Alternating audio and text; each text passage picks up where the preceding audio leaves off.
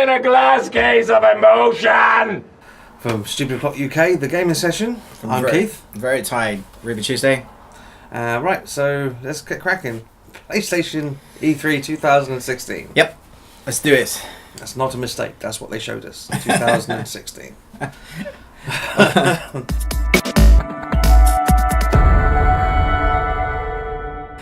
So Uncharted with a sitar. Yeah, they started with sitar, like 5 minutes of sitar, and a really nice water show.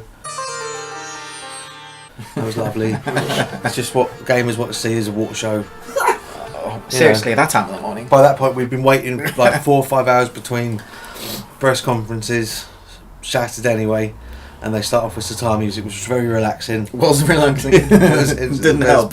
No. And then they showed us Uncharted: The Lost Legacy, which we already knew about because they released the trailer for that a few months ago. Yep, and they showed us a bit. They showed us a bit more. Yeah. Not a lot of gameplay. No, There was more gameplay in the original. When they originally trailer. Showed it, yeah, there was This loads is more cinematic. Yeah, it's Uncharted. You know it's good. I'm assuming this is the first one that wasn't written by the lady that went to EA. Oh yeah, I don't think it is actually. Yeah. And No sign of Nathan Drake or anything. I'm positive. Possibly some of these characters might appear a bit. not sure it's a full game because the price tag is quite The price low, tag's going to so- be $29.99 on release, or at least it is if you pre-order it now on Amazon. A little bit that'll go up. Yeah. But that's currently, we checked out the price. That's where it is at this moment in time. So, they did Shadow Colossus. Shadow of the Colossus, that was a surprise. Yeah, love this game. Of course you do. It's a classic. It's considered one of the greatest of the PlayStation 2 generation. Oh, and then they put it on the PlayStation 3, and because backwards compatibility isn't a thing on PlayStation 4, we now have to buy it again. They're gonna make me buy it. backwards. They're gonna make me buy it a third time. Yeah. Thank you. And then we had DLC. DLC. Oh yeah, DLC for Horizon Zero Dawn. Yeah. The Frozen Wilds. Again, like great game. This DLC is probably very nice. Is DLC the thing to be revealing at E3? No, it isn't. No, unless you're saying that DLC is available now and it's free. Go get it. Yeah. For this weekend, then you can do it. That gives you an excuse. It was at this Like point the, I started getting worried, and I was hoping that the next segment was going to be really good. But then they gave us 20 minutes of VR.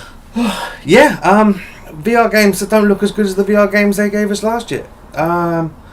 You can be a robot that can help someone just walk along a platform game. Virtual rip-off. Yeah, Yeah, that game's already happened. there's one There's called some The Kinect, you can Impatient. use your arm and stuff like that. Yeah. There's what? One called The Impatient. I was the impatient. Fucking waiting for games. And then they had a Final Fantasy VR fishing thing. Yeah, Final Fantasy VR fishing.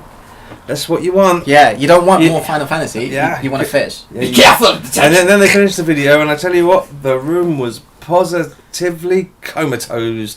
Actually, that's true because no one clapped. No one clapped. And they No said, one. "Welcome back," blah blah blah blah, and everyone sort of went, Yeah. Yeah, exactly. And then the one that you were really busy like uploading all the crap you didn't want to be uploading. 'cause Oh yeah, it they was showed boring. Call of Duty. I Yeah. didn't see it, Yeah. or paying attention, or care. And then we got more stuff from last year. Zombies. Yeah, Day Gone. Like Day Gone. Days Gone. Again, this game looks great. There's no two ways about it. It looks like someone took The Walking Dead and crossed it with Sons of Anarchy. And let's face it, yes please, take my money. We're sold. Yeah. Yeah, don't get me wrong. Right, we're complaining about Sony, but everything they showed us looked really, really good. Yeah. But we either own it already, or it was shown to us last year. They could have taken half of that stuff last year and probably still killed E3. Yeah. And then like kept half of it, which is nowhere near ready yet for this year, and probably killed E3 again. Yeah. Yep. Yep. Like, they should.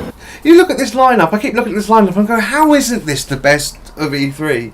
Because it's a really good lineup, but it was a It's really a good lineup. lineup. And then we thought maybe this would be an exclusive one, and it looks really good. Monster Hunter, Wolves. Yeah, it's not exclusive. They treat it like it is. It's Yeah, come to they do. Switch, and it's on PC, and it's going to be on Xbox as well. That really pisses me off. Don't make it not- your It's not product. exclusive. It's not exclusive. You know, yeah. God of War again. This game, God, it looks good, and it does seem they're looking like they're somehow combining the old combat system with a bigger, more Sony adventure game sort of look and style. I'm actually 'Cause really excited. Sony about adventure this game. games like Uncharted and Last of Us, Yeah. the Naughty Dog look, that seems to be the way they're making everything now. Yeah. And I'm all for it. Yeah. I love an action-adventure storyline. But it looks like they've combined some of the fighting mechanics from that. Yeah. So I'm sold on this game. But I was sold in 2016 as well. We were sold last year. Come Yeah. on. We had Marvel vs. Capcom Infinite. Marvel vs. Capcom Infinite. Right, it seems like they've gone, right, no one's been any good at fighting games since Neversoft gave us Mortal Kombat. It was 9, wasn't it? 9. So Mortal Kombat, after they'd said, we're never making any more Mortal Kombat games, out comes Mortal Kombat, or Mortal Kombat 9, and the story mode and everything that they sort of tried to do with Mortal Kombat versus DC Universe Yeah. came back, and it was glorious. I like the idea of story mode. And then we had Injustice, which was glorious. Again, the story mode was fantastic. Then we had Mortal Kombat X. That was great. Fantastic. Again, Yeah. big storyline. It was brilliant, very, very cinematic. And then we had Injustice 2. Again, even bigger, cinematic. So now Marvel vs. Capcom have gone, that's what we're going to do. Yep. So now we have a story mode fight. And honestly, they're a little bit late to it. But still, it's a Marvel and Capcom story. So I'm probably going to play it on the basis of this. Detroit was brushed upon last year. Yeah. Again. Again.